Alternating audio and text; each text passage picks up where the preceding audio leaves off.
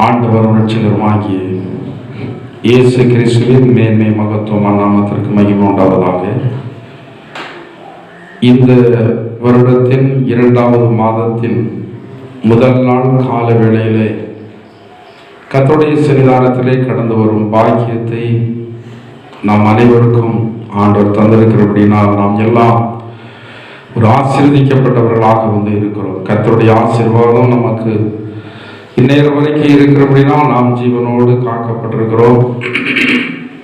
ஜீவனோடு மட்டுமல்லாமல் ஆண்டவர் நமக்கு சுகபலனையும் ஆரோக்கியத்தை தந்திருக்கிற இதற்காக கர்த்தர் நாமத்தை நான் ஸ்தோத்திரிக்கிறேன்.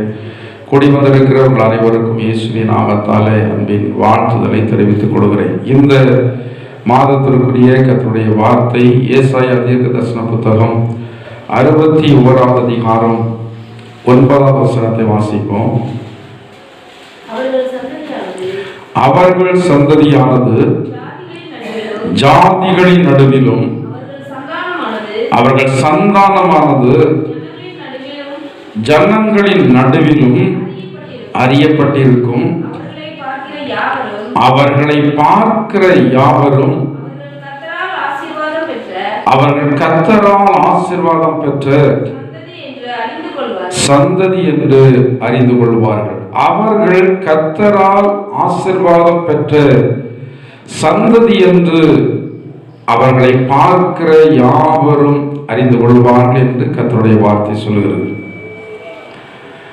ஆண்டவருக்கு அவருடைய பிள்ளைகளை ஆசீர்வதிப்பது மிக மிக விருப்பமான ஒரு காரியம்.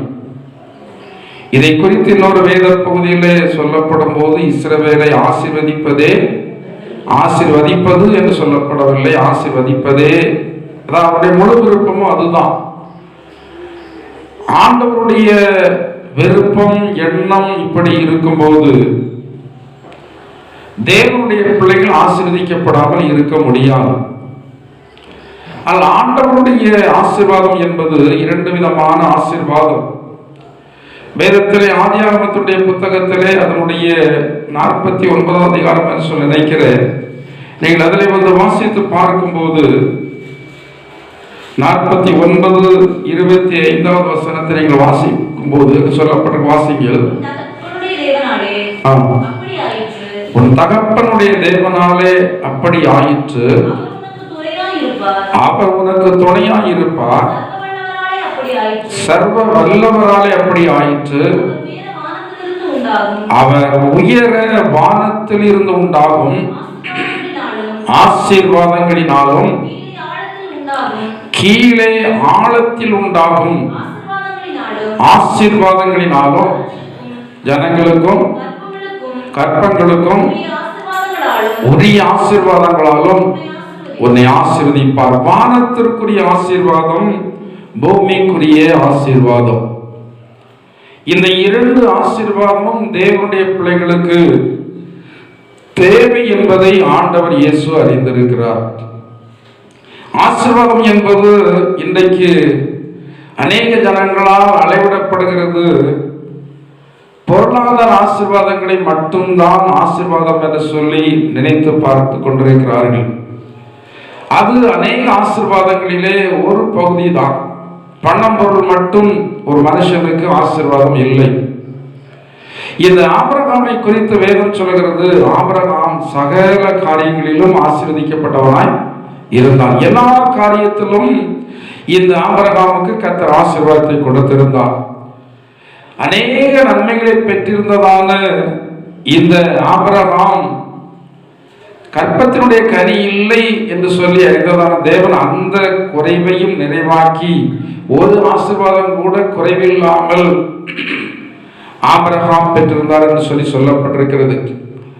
பழைய ஏற்பாட்டிலும் ஆண்டவருடைய விருப்பம் ஆசீர்வதிப்பதுதான் தேவனுடைய பிள்ளைகளை. புதிய ஏற்பாட்டில் நீங்கள் வந்து வாசித்து பார்ப்பீர்கள் என்றால் லூக்கா எழுதின சுவிசேஷத்தில் நீங்கள் வாசிக்கும் அதனுடைய கடைசி அதிகாரத்தில் நீங்கள் வருவீர்கள் என்றால் அங்கே சொல்லப்பட்டிருக்கிறது 24வது அதிகாரம் 50வது வசனத்தை நீங்கள் வாசித்து பார்க்கும்போது, பின்பு அவர் பெத்தானியா வரைக்கும் அவர்கள் அழைத்து கொண்டு போய் தம்முடைய கைகளை உயர்த்தி அவர்களை ஆசீர்வதித்தார். ஆண்டவராகிய இயேசு கிறிஸ்து பூமியில் உள்ள அனைத்து ஜனங்களுக்காக சிலுவையில் இரத்தம் சிந்தி மரித்து உயிரோடு எழுந்ததற்கு பின்பும் ஆண்டவர் அவருடைய ஜனங்களை ஆசீர்வதித்தார் என்று சொல்லப்பட்டிருக்கிறது. அவர் பரலோகத்திற்கு எழுந்தருளி போகும்போதும் அவருடைய இருதயம் விரும்பினதான காரியம் என்னவென்றால், என்னை தேடுகிற ஜனங்கள், என்னை பின்பற்றுகிறதான ஜனங்கள் சகல ஆசீர்வாதத்தினால் ஆசீர்வதிக்கப்பட்டவர்களாய் இருக்க வேண்டும். அவர் ஒரு கையை உயர்த்தி ஆசீர்வதிக்கவில்லை, அவருடைய கைகளை உயர்த்தி, இரண்டு கைகளையும் உயர்த்தி அவரை தேடினதான ஜனங்களை கர்த்தர் என்ன செய்தார்? ஆசீர்வதித்தார். இந்த ஆசீர்வாதம் தேவனால் கர்த்தருடைய பிள்ளைகளுக்கு கொடுக்கப்படும் போது அநேக ஜனங்களால் அந்த ஆசீர்வாதத்தை பெற்றுக்கொள்ள முடியவில்லை. அவர் தருவதற்கு ஆயத்தமாய் இருக்கிறார். ஆனால் அநேக கர்த்தருடைய பிள்ளைகளால் அந்த ஆசீர்வாதங்களை பெற்றுக்கொள்ள முடியவில்லை. ஆண்டவருடைய விருப்பம் அவரை தேடுகிறதான ஜனங்களை ஆசீர்வதிக்காமல் இருப்பதல்ல. அவர் எப்போதும் கர்த்தருடைய பிள்ளைகளை ஆசீர்வாதத்தோடு வைப்பதையே விரும்புகிறார். ஆசீர்வாதம் வருகிறதான வழிகளிலே முதலாவது வழி என்னவென்றால், வேதத்தில் சொல்லப்பட்டிருக்கிறது போல பாகவத்துடைய புத்தகம் 28:1 சொல்லப்பட்டிருக்கிறது. நமக்கு எல்லாருக்கும் தெரிந்ததான வேத பகுதி தான். அவருடைய கட்டளைகள் யாவையும் செய்ய ஜாக்கிரதையா இருந்தால் எல்லா ஜனங்களை விட உங்களை மேன்மையாக என்ன செய்வேன்? வைப்பேன். அவர் வார்த்தையில் உண்மை உள்ளதான தேவன். அவருடைய வார்த்தை ஒருபோதும் பொய் சொல்லாது. அவர் சொன்னதுதான். இன்னைக்கு அநேக கர்த்தருடைய பிள்ளைகளை பார்க்கும்போது அவர்கள் ஆண்டவரை அறியாத நிலையில இருந்ததை விட ஆண்டவரை அறிந்ததற்கு பின்பு கர்த்தருடைய வார்த்தைக்கு இவர்கள் செவி கொடுத்ததற்கு பின்பு பல்வேறு விதங்களிலே கர்த்தர் அவர்களை நினைச்சிருக்கிறார், ஆசீர்வதித்திருக்கிறார். சரீரத்திலே சுகத்தை கொடுத்து ஆசீர்வதித்திருக்கிறார், வேலை கொடுத்து ஆசீர்வதித்திருக்கிறார், பொருளாதாரத்தை கொடுத்து ஆசீர்வதித்திருக்கிறார். இன்னும் அநேக விதமான நன்மைகள் சொன்னால் சொல்லிக்கொண்டே போகலாம். ஆனால் அநேக வேளைகளிலே தேவன் அவருடைய பிள்ளைகளாகிய நமக்கு ஆண்டவர் தந்த ஆசீர்வாதத்தை நாம என்ன செய்யறோம்? மறந்துடும். ஆண்டவர் தான் நம்மை ஆசீர்வதித்தார் என்பதை மறந்துடுறோம். ஆண்டவர் தான் நம்மை ஆசீர்வதித்தார் என்று சொல்லி நாம நினைத்தால் அந்த ஆண்டவர் இயேசு மேல நமக்கு அளவு கடந்ததான அன்பு வரும். ஆசீர்வாதங்களை பெற பெற அவர்கள் ஆண்டவர் மீது அவர்களுக்கு என்ன வரும்? அன்பு வரும். ஒரு நபர் அன்பினாலே நமக்கு அநேக விதமான உதவிகளை செய்து கொண்டிருக்கிறார்கள் என்றால் அவர்கள் உதவிகளை நமக்கு செய்ய செய்ய அவர்கள் அன்பின் கிரியை வெளிப்படுத்த நமக்கு அவர்கள் மீது அளவு கடந்த அன்பு வருகிறது. சரீர பிரகாரமாக நன்மை செய்கிறதான ஜனங்கள் மீது நமக்கு அவ்வளவு அன்பு வருகிறது. ஆனால் ஆண்டவராகிய தேவன் நமக்கு அனைத்து விதமான காரியங்களிலேயும் ஆசீர்வாதத்தை என்ன செய்திருக்கிறார்? தருகிறார், தந்து வருகிறார். ஆனால் காலங்கள் கடந்து போக நமக்கு வயதுகள் கடந்து போக அன்பு ஆண்டவர் மீது என்ன ஆகணும்? அதிகமாகும். வெளிப்படுத்தின விசேஷத்துல பார்க்கும்போது ஆதியில் கொண்டிருந்த அன்பு இல்லை, என்ன ஆகுமோ என்று சொல்லி நினைத்துக் கொண்டதான வேளையில ஆண்டவர் உதவி செய்தார். அந்த நேரத்தில் ஆண்டவர் மேல அளவிடந்த அன்பு இருந்தது. ஆனால் இப்போ காரியங்கள் லகுமாகி விட்டது. நம்முடைய இருதயத்தில் அந்த பயம் இல்லை. நம்ம மரணித்து விடுவோமோ என்றதான பயம், இந்த பிரச்சனை என்ன படுத்த போகிறதோ என்றதான பயம். அந்த நேரத்தில் ஆண்டவர் உதவி செய்த போது கொஞ்ச காலங்கள் அவர் மேல அவ்வளவோ அன்பு நமக்கு இருந்தது. ஆனா அந்த அன்பு எல்லாம் காலங்கள் கடந்து போகும்போது என்ன செய்கிறது? அப்படியே குறைந்து கொண்டே போகிறது. அதைத்தான் ஆண்டவர் சொல்றார். எபேசியர் பட்டணத்து சொல்லும் போது ஆதியில் கொண்டதான அன்பை எல்லாம் சரிதான், ஆனா உனக்கு என்ன இல்லை? ஆதியில் கொண்டதான அன்பில் விசுவாசம் இருக்கு, சரிதான். சில நற்கிரியர்களும் செய்யற எல்லாம் சரிதான்.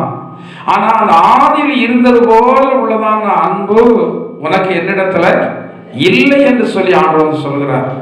மனம் திரும்பினதான நாட்களில் இஸ்ரவேல் ஜனங்களை குறித்து வந்து பார்க்கும்போது, நீ இள வயதுல கொண்டிருந்ததான பக்தியை நான் வந்து என்ன செய்திருக்கிறேன், அறிந்திருக்கிறேன். அவ்வளவு பக்தி வந்து வைத்திருந்தாய், இள வயதுல அவ்வளவு பக்தி இருந்தது. ஆனா இப்போ அவனுடைய பக்தி எல்லாம் வந்து குறைந்து போய்விட்டது. சூரியனை கண்ட மாத்திரத்துல கரைந்து போகும் பனியை போல உன்னுடைய பக்தி எல்லாம் வந்து போய்விட்டது, உன்னுடைய அன்பு எல்லாம் வந்து போய்விட்டது. அன்பு அநேகர் நினைக்கிறபடி இருதயத்துல மட்டும் இருக்கிறது அல்ல. இருதயத்தில் அன்பு நிறையப்படும் போது மட்டும்தான் அந்த அன்பு வந்து வெளிப்படுகிறதாக வந்து இருக்கிறது. ஆண்டவர் நம் மீது அன்பு வைத்து அவ்வளவு நன்மைகளை செய்திருக்கிறார். பாவத்திலிருந்து விடுதலை, சாபத்திலிருந்து விடுதலை, பலவீனத்திலிருந்து விடுதலை, வியாதியிலிருந்து விடுதலை, அநேக விதமான பொருளாதார ஆசீர்வாதங்கள், இவைகளெல்லாம் ஆண்டவர் அன்பு கூர்ந்து நமக்கு தந்திருக்கிறார். நாம் அவர் மீது அன்பு கூர்ந்து நாம் வந்து என்ன செய்கிறோம், அன்பு கூறுகிறேன் என்று சொல்லுகிறோம், அன்பு கூறுகிறதாக எண்ணிக்கொண்டிருக்கிறோம். ஆனால் ஆண்டவர் மீது அன்பு நமக்கு இருக்கிறதா? செயல்பாடுகளிலே அன்பு இருக்கிறதா? வேதத்தில் சொல்லப்பட்டிருக்கிறது, நாவினாலும் வார்த்தையினாலும் அல்ல, உண்மையினாலும் கிரியையினாலும் தேவனிடத்தில் அன்பு கூற கடவோ. உண்மையினாலும் கிரியையினாலும் தேவனிடத்தில் அன்பு கூற கடவோ. அன்பு தேவனிடத்தில் இருக்குமானால் அவரை பார்க்க விரும்புவோம். அன்பு தேவனிடத்தில் இருக்குமானால் அவரிடத்தில் பேச விரும்புவோம். அவரிடத்தில் பேசுகிறது என்பது என்ன? ஜெபம். அவரிடத்துல நாம் அன்பு இருந்தா அவர் நம்ம எப்போதும் போற்றி புகழ விரும்புவோம். எப்போதும் ஆண்டுடைய நாமத்தை நாம் துதித்து கொண்டே இருப்போம். நம்முடைய நாவு மட்டுமல்ல, நம்முடைய ஒவ்வொரு செயல்பாடுகளும் ஆண்டுடைய நாமத்தை என்ன செய்யணும், துதிக்க வேண்டும். வேதம் சொல்கிறது, ஆண்டவருடைய பிள்ளைகள் நற்கிரியைகளை செய்தால் அவைகளை பார்க்கிறதான ஜனங்கள் பிதாவை வந்து என்ன செய்வார்கள், மகிமைப்படுத்துவார்கள். அப்ப நாம் செய்கிறதான ஒவ்வொரு செயல்களும் கர்த்தருடைய நாமத்தை வந்து என்ன செய்கிறது, துதிக்கிறது மாதிரி நாம் வந்து செயல்பட வேண்டும். நம் ஆண்டவரிடத்துல நன்மைகளை எல்லாம் பெற்றுவிட்டு, ஆசீர்வாதங்களை எல்லாம் பெற்றுவிட்டு நாம் ஆண்டவர் மீது அன்பு செலுத்தாமல் இருந்தால் இந்த ஆசீர்வாதங்கள் என்ன செய்து கொண்டே இருக்கும், குறைஞ்சிட்டே வந்து இருக்கும். சில வேளைகள் அந்த ஆசீர்வாதத்துல அதை சரியா அனுபவிக்க முடியாத வாறு, அதாவது குடம் நிறைய தண்ணீர் இருந்தாலும் அதுல விஷம் வந்து கலந்து விட்டதானால் அதை பயன்படுத்த முடியாமல் இருப்பது போல ஆசீர்வாதத்துல அந்த சாபங்கள் வந்து சேர்ந்துட்டுனா அது உங்களுக்கு பயன்படாமல் வந்து என்ன செய்யும், அது வந்து பயன்படாமல் வந்து போய்விடும். எனவே தேவன் பேர்ல நாம அவர் நம்மை ஆசீர்வதித்திருக்கிறார் என்றதான எண்ணத்தோடு கூட கர்த்தருடைய நாமத்தை எப்போது மகிமைப்படுத்த வேண்டும். அவருடைய வார்த்தைகளை நாம் வந்து என்ன செய்யணும், மதிக்கணும். அவருடைய வார்த்தை சொல்லுகிறதா, நான் வந்து அப்படியே வந்து என்ன செய்வேன். அவருடைய வார்த்தை விட்டு நான் வலதுபுறம் இடதுபுறம் என்ன செய்ய மாட்டேன், விலக மாட்டேன். நீங்கள் அறிக்கை செய்து பாருங்கள், ஆண்டவருக்கு முன்பதாக, ஆண்டவரே நம்முடைய வார்த்தைகள் சொல்கிறத நான் கேட்பேன் என்று சொல்லி நீங்கள் அடிக்கடி அறிக்கை செய்து பாருங்கள். தேவனுடைய ஆசீர்வாதங்கள் அளவற்ற விதங்களிலே உங்கள் வாழ்க்கையிலே கடந்து வருவதை வந்து என்ன செய்வீர்கள், நீங்கள் அறிவீர்கள். வெறுமையாக கத்தாவே கத்தாவே என்று சொன்னவுடனே ஆண்டவர் நம்மை குறித்த நல்லெண்ணம் வைத்து விடுவார் என்று சொல்லி எண்ணிவிட முடியாது. ஒரு மனுஷனுக்கு காணாது என்று சொல்லி நீங்கள் வாயில சொல்லிக்கிட்டு இருதயத்துக்குள்ள நீங்க பதிவிடை வைத்து விடலாம், அவருக்கு தெரியாது. நீ நிறைய இடங்கள்ல வந்து பார்த்தால் அப்படிதான், வாயில அழகாக வந்து என்ன செய்யறாங்க, பேசுறாங்க. ஆனா அவருடைய இருதயமே எப்படி இருக்கிறது, யுத்தமாய் இருக்கிறது. அவர்களுக்கு விரோதமாக நினைத்து கொண்டிருக்கிறார்கள். ஆனால் ஆண்டவருக்கு நம்முடைய வார்த்தையும் தெரியும், நம்முடைய இருதயமும் தெரியும், நம்முடைய செயல்பாடுகள் அனைத்தும் தெரியும். எனவே ஆண்டவரிடத்துல கத்தாவே கத்தாவே என்று சொல்லி நம்ம ஏமாற்றி விட முடியாது. கொஞ்ச நேரம் மழங்கால் இருந்து ஆண்டவருடைய நாமத்தை மகிமைப்படுத்தணும்னே ஆண்டவர் அப்படிலாம் ஏமாந்துட மாட்டார். நமக்கு ஆண்டவருக்கு என்ன இருக்கணும், சம்பந்தம் இருக்கணும். நமக்கு ஆண்டவருக்கு நல்ல நெருங்கிய தொடர்பு இருக்கணும். ஆண்டவருக்கு நமக்கு அன்பு இருக்கணும். அவர் நம் மீது வைத்திருக்கிற அன்பை நாம் பிரதிபலிப்போமானால் நம்மை பார்க்கிற ஜனங்கள் இவர்கள் கர்த்தரா, நீங்க உங்க ஆசீர்வாதத்தை சொல்ல அவசியமே இல்லை. நான் யார் தெரியுமா, நான் எப்படி இருக்கேன் தெரியுமா, எனக்கு இவ்வளவு வந்து வருமானம், எனக்கு இவ்வளவு பொண்ணு இருக்கிறது, எனக்கு பணம் இருக்கிறது, நிலம் இருக்கிறது, அப்படி இருக்கு இப்படி இருக்கு சொல்ல அவசியமே இல்லை. பார்க்கிறவங்க அறிஞ்சிருவாங்க இவர்கள் யாருடைய ஆசீர்வாதத்தை பெற்றவங்க, இவர் கர்த்தரால் ஆசீர்வாதத்தை பெற்ற ஜனங்கள் என்று பார்க்கிறவர்கள் எல்லாரும். உங்க வார்த்தையை கேட்கிறோம்னு சொல்லி அங்க சொல்லப்படலை. என்னது அந்த வார்த்தையை வந்து பழையபடி வாசிங்க, அவருடைய பின்பகுதியை வாசிங்க, பாதிக்குங்க. அவர்களை பார்க்கிற யாவரும் அவர்கள் கர்த்தரால் ஆசீர்வாதம் பெற்ற சந்ததி என்று அறிந்து கொள்வார். உங்களை பார்க்கும் போது ஜனங்கள் எதை பார்க்கணும்? ஆசீர்வாதத்தை பார்க்கணும். கர்த்தருடைய பிள்ளைகளை குறித்து கர்த்தர் சொல்றாரு, நீங்கள் வெளியே புறப்பட்டு போய் கொழுத்த கன்றுகளை போல என்ன செய்வீங்க? வளருவீங்க. நம்முடைய ஆண்டவர் நம்மை கொடுமையாக வைத்திருக்கிறதை எல்லா ஜனங்களும் அறிவார்கள், பார்ப்பார்கள். ஆனால் ஏன் நம்ம இந்த ஆசீர்வாதங்களை வெளிப்படுத்த முடியாமல் இருக்கிறது என்றால் ஆண்டவரிடத்தில் குறைவில்லை. குறைவு யாரிடத்துல தான் இருக்கிறது? நம்ம இடத்துல தான் இருக்கிறது. உங்களை ஆசீர்வதிக்கவில்லைன்னு ஆண்டவரிடத்துல நீங்க கேட்கலாமே, ஆண்டவர் நான் உங்களுடைய பிள்ளை, இந்த காரியங்கள் எனக்கு என்ன ஆசீர்வாதம் இல்லை, என்ன காரணத்தாலும் இல்லை ஆண்டவரே, நீங்க சொல்லுங்க, எதுவா இருந்தாலும் நான் வந்து என்ன செய்கிறேன்? நான் திருத்திக் கொள்கிறேன், நான் செய்கிறேன். ஆண்டவரிடத்துல சொல்லி பாருங்க, ஆண்டவர் உங்களை ஆசீர்வதிக்கிறாரா இல்லையான்னு சொல்லி பாருங்க. இன்னைக்கு சிலருக்கு பொருளாதார காரியங்கள் ஆசீர்வாதம் இல்லை, காரணம் வந்து அவர்கள் தான். பொருளாதார காரியத்தில் ஆசீர்வாதம் இல்லாதவர்களுக்கு காரணம் ஆண்டவர் அல்ல. ஏனென்றால் ஆண்டவர் அவருடைய பிள்ளைகளை ஆசீர்வதிப்பேன் சொல்லி சொன்னால் அவர்களை கட்டாய கர்த்தர் என்ன செய்வார்? ஆசீர்வதிப்பார். ஒரு முறை ஆண்டவர் கர்த்தருடைய பிள்ளைகளுக்கு பணத்தை பொருளை கொடுத்து சோதித்து நீங்கள் அதில் ஃபெயில் ஆயிட்டீங்கன்னா அடுத்த அந்த பணத்தை வந்து ஆண்டவர் உங்களுக்கு என்ன செய்ய மாட்டார்? என்ன செய்ய மாட்டார்? தரமாட்டார். எதுக்காக அந்த பணத்தை தந்திருக்கிறாரோ அதை நீங்க முதல்ல ஆண்டவரிடத்துல ஞானத்தை கேட்டு வந்து பயன்படுத்தணும். இன்னைக்கு அநேகருக்கு பணத்தை எப்படி பயன்படுத்தணும் என்ன செய்ய தெரியல. எப்படி வந்து ஆண்டவர் பணத்தை கொடுப்பார்? சிலருக்கு பணம் சேர்ந்து கொண்டு இருக்கிறது, பார்த்தா பணக்காரங்க சொல்லி வந்து என்ன செய்வோம்? சொல்லுவோம். ஆனா அவர்கள் அந்த பணத்தை எவ்வளவு பத்திரப்படுத்துறாங்க, அந்த பணத்துக்காக அவர்கள் எவ்வளவு விலைக்கரையை கொடுத்து அதை சேஃப்டி பண்ணி வைக்கிறாங்க. ஆனா நிறைய பேரால பணத்தை எவ்வளவு பணம் வந்தாலும் சரி, 5000 வந்தாலும் சரி வந்து என்ன செய்வோம்? செலவு பண்ணுவோம். 5000 வர இடத்துல 50000 வந்தாலும் வந்து என்ன செய்வோம்? செலவு பண்ணுவோம். 5000 வந்ததான் நேரத்தில் சாப்பிட்டா கொடுத்தா நன்றாகத்தானே இருந்தோம். இப்போ 50000 வந்ததுக்கு பிறகு ஒன்றும் இல்லையே. நினைச்சு பார்க்கறதே வந்து இல்லை. ஆண்டவருடைய பிள்ளைகளுக்கு ஆண்டு தருகிறது அனுபவிப்பதற்கு தான். ஆனால் சில வேளைகளிலே அளவுக்கு அதிகமாக கொடுத்து விடுகிறார். அளவுக்கு அதிகமாக கொடுக்கும் போது அது சேதம் இல்லாமல் வந்து சேகரிக்கப்பட வேண்டும். 5 மீனை ஆண்டவர் ஆசீர்வதித்த போது அங்க எல்லாரும் சாப்பிட்டு மீதியான துணிக்கைகள் 12 கூட நிறைய வந்தது. கர்த்தர் சொன்னார், சேதமாகாதபடிக்கு அதை வந்து என்ன செய்து வைங்க? சேதமாகாதபடிக்கு வந்து சேர்த்து வைங்க. சேதமாச்சுன்னா 2 ஆண்டு தரமாட்டா. ஆகாரத்தை வந்து சேதம் பண்றாங்க, வஸ்திரத்தை வந்து சேதம் பண்றாங்க, பணத்தை சேதம் பண்றாங்க. கர்த்தருடைய பிள்ளைகள் தேவனுக்கு பயப்படுற பயம் இல்லை. ஆண்டவர் தான் தந்திருக்கிறார். ஒவ்வொன்றை குறித்தும் நாம் ஆண்டவருக்கு பதில் சொல்ல வேண்டும் அல்லவா? ஒவ்வொரு ஆகாரத்தை குறித்தும் அந்த காலத்துல சொல்லுவாங்க, ராஜாக்கள் எல்லாம் சாப்பிடும்போது ஒரு பருக்கை கீழே விழுந்தா கூட அதை ஊசியில் எடுத்து தண்ணியில் அலசி சாப்பிடுவாங்களாம். அப்படி சொல்லுவாங்க அந்த காலத்துல வந்து. அப்படி கதை நான் கேள்விப்பட்டிருக்கிறேன்.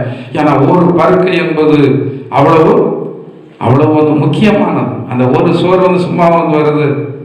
விவசாயிகள் எவ்வளவு பாடுபட்டு கஷ்டப்பட்டு எத்தனை இடங்கள்லாம் கடந்து வந்து அந்த சோறு வருகிறது. அதை சும்மா எங்கப்பட்டுரும். அதனாலதான் நம்ம சமையல் சில வேலைகளில் சோறுலாம் வந்து சமைக்கும் போது கண்ட்ரோலாக போடும்போது சில வேலைகளில் பற்றாக்குறை வந்து என்ன செய்யுது? ஆயிடுது. சமையல பற்றாக்குறை வந்தா பிரச்சனை வந்துடுது. ஆனால் கல்யாண வீட்டில் பற்றாக்குறை வந்ததுன்னா மொய்யை கொடுத்துட்டு சும்மா வந்துடுறாங்க. மொய்யை ரூபாயும் கொடுத்துட்டு சும்மா வருவாங்க. சர்ச்சில் அப்படி இல்லை, சும்மா வர்றவங்களும் குற்றப்படுத்துவாங்க. எதற்காக அப்படி கட்டுப்பாடோடு சமைக்கப்படுகிறது என்றால் என்ன ஆகக்கூடாது? வேஸ்ட் ஆகக்கூடாது. யாருக்கு கணக்கு கொடுக்கணும்? ஆண்டவருக்கு கணக்கு கொடுக்கணும். சில வேலைகளெல்லாம் சோறு வந்து சமைச்சிட்டு 1 வாரம் நாங்கள் வந்து ஃப்ரிட்ஜில் வச்சு சாப்பிட்ருக்கோம். சோறு யார்ட்டையாவது வந்து கேட்டால் வேண்டான்ருவாங்க. சபையில் உள்ளவங்க கறினா வேண்டாங்க, சோறு தான் வந்து வேண்டான்ருவாங்க. அந்த சோறை நாங்கள் ஃப்ரிட்ஜில் வச்சு வேஸ்ட் பண்ணக்கூடாது என்று 1 வாரம் வந்து சாப்பிட்ருக்குறோம். சில வேளையில் குழம்பு வந்து 2 வாரம் வச்சு சாப்பிட்ருக்குறோம். என்ன பண்ணிடக்கூடாது? வேஸ்ட் பண்ணிடக்கூடாது. ஏன்னா ஒவ்வொன்றுக்கும் யாருக்கு கணக்கு கொடுக்கணும்? ஆண்டவருக்கு கணக்கு கொடுக்கணும். ஆண்டவர் தருகிறதை பயமில்லாமல் அனுபவித்தால் திரும்ப அந்த ஆசீர்வாதங்கள் நம்மிடத்தில் வந்து என்ன செய்யாது? வராது. ஏன்னா ஆண்டவர் தேவையில்லாமல் ஒருவரை ஆசீர்வதிக்கிறது அல்ல, தேவைக்காக தான் ஆசீர்வதிக்கிறார். இந்த ஆசீர்வாதத்தை நாம் அனுபவிக்க வேண்டுமானால் நாம் ஆண்டவருடைய ஞானத்தை பயன்படுத்தும், ஆண்டவரிடத்தில் ஆலோசனை கேட்டு ஜீவிப்போம், கர்த்தருடைய வார்த்தைக்கு முதலிடம் கொடுப்போம். கர்த்தர் தாமே வானத்தின் ஆசீர்வாதங்களினாலும் பூமிக்குரிய ஆசீர்வாதங்களினாலும் நம்மை நிரப்பி வழி நடத்துவாராக. ஜெபம் செய்வோம். ஹல்லேலூயா. எல்லாரும் முழங்கால் படியிட்டு கர்த்தாவே நன்றியோடு ஸ்தோத்திரிக்கிறோம். ஹல்லேலூயா. ஊற்று தண்ணீரே எந்தன் தேவ ஆவியே, ஜீவநதியே என்னில் பொங்கி பொங்கி வா. ஊற்று தண்ணீரே எந்தன் தேவ ஆவியே, ஜீவநதியே என்னில் பொங்கி பொங்கி வா. ஆசீர்வாதியோ என்னை சகத்தரே, ஆசீர்வாதியோ சகத்தரே, ஆவியின் வரங்களினால் என்னை நிரப்பும், ஆவியின் வரங்களினால் என்னை நிரப்பும். ஒற்று தண்ணீரே எங்கள் தேவ ஆவியே, ஜீவநதியே என்னில் பொங்கி பொங்கி வா. ஒற்று தண்ணீரே எங்கள் தேவ ஆவியே, ஜீவநதியே என்னில் பொங்கி பொங்கி வா. ஹல்லேலூயா. கர்த்தாவே நன்றியோடு ஸ்தோத்திரிக்கிறோம். ஆண்டவரே ஜீவ நீரூற்றை போல் எங்களை நீர் ஆசீர்வதிக்கிற தேவனாய் இருக்கிறீர். ஆண்டவரே கர்த்தாவே இந்த கால வேளையில் ஆசீர்வாதங்கள் உம்முடைய பிள்ளைகளுக்கு சம்பரணமாய் உண்டாகும்படி ஆகு. சபையினுடைய கராய நான் இவர்களை ஆசீர்வதிக்கிற ஜெபிக்கிறேன். இந்த ஆசீர்வாதத்திற்கு பங்குள்ளவர்களாக ஒவ்வொருவரை மாற்றுங்க. ஆண்டவரே வானத்தின் ஆசீர்வாதத்தையோ பூமிக்குரிய ஆசீர்வாதங்களை சுதந்திரித்துக் கொள்ளு. உம்முடைய பிள்ளைகளை கர்த்தர் பலப்படுத்துக. இதற்கான கிருபை உம்முடைய பிள்ளைகளுக்கு கொடுக்க வேண்டுமாறு ஜெபிக்கிறேன். ஆண்டவரே ஹல்லேலூயா. கர்த்தாவே நாங்கள் நன்றியோடு ஸ்தோத்திரிக்கிறோம் ஸ்தோத்திரிக்கிறோம் ஸ்தோத்திரிக்கிறோம். எங்கள் அன்பின் பரலோக பிதாவே, நல்ல இயேசுவே, இந்த 2வது மாதத்தில் உங்க சன்னிதானத்திலே கடந்து வந்து உம்முடைய நாமத்தை பாட துதிக்க மகிமைப்படுத்த எங்களுக்கெல்லாம் கிருபை செய்தீர். நீ ஸ்தோத்திரிக்கிறோம். ஆண்டவரே இந்த மாதத்திற்குரிய ஆசீர்வாதங்களையும் எங்களுக்கு இந்த நேரத்தில் தந்தபடியினால் நன்றியோடு ஸ்தோத்திரிக்கிறோம். யார் யாருடைய வாழ்க்கையிலே ஆசீர்வாதம் கடந்து வருவதற்கு தடை இருக்கிறதோ அந்த தடை கற்களை அகற்றி போடும் கிருபையை நம்முடைய பிள்ளைகளுக்கு கட்டளையிட வேண்டுமாறு ஜெபிக்கிறோம். எப்படி இந்த சபையில கடந்து வருகிறதான ஜனங்கள் பூமிக்குரிய வானத்திற்குரிய ஆசீர்வாதங்கள் நிரப்பப்படும்படியாக ஜெபிக்கிறேன். ஆண்டவரே கர்த்தர் ஆசீர்வாதத்தை நம்முடைய பிள்ளைகளுக்கு கர்த்தர் கொடுப்பீராக. வந்திருக்கிற எல்லாரையும் கர்த்தர் ஆசீர்வதித்து அனுப்புங்க.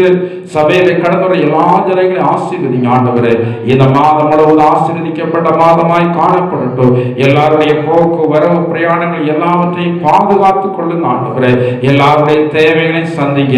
படிக்கிற பிள்ளைகளுக்கு தேவனுடைய ஞானத்தை கர்த்தர் கொடுங்க. ஆண்டவரே வேலை செய்வர்களுக்கு ஏற்ற சுகவலன் ஆரோக்கியத்தை பெருக செய்ய வேண்டுமாறு ஜெபிக்கிறோம். ஆண்டவரே கர்த்தாவே உம்முடைய வருகை தாமதிக்குமானால் இன்னொரு புதிய மாதத்தை காண எங்கள் எல்லாருக்கும் கர்த்தாவே ஆயுள் நாட்களையும் ஜீவன் சுகங்களை தந்து வழி நடத்த வேண்டுமாறு ஜெபிக்கிறோம். வருகை இருக்குமாறு நம்ம எதிர்கொண்டு வரத்தக்கதான பரிசுத்த ஜீவியத்தை தந்து தேவன் தாமே வழி நடத்த வேண்டுமாறு இயேசுவின் நாமத்தால் ஜெபிக்கிறோம். ஜீவனுள்ள பிதாவே, ஆமென். பரமண்டல ஜெபம் சொல்லுவோம்.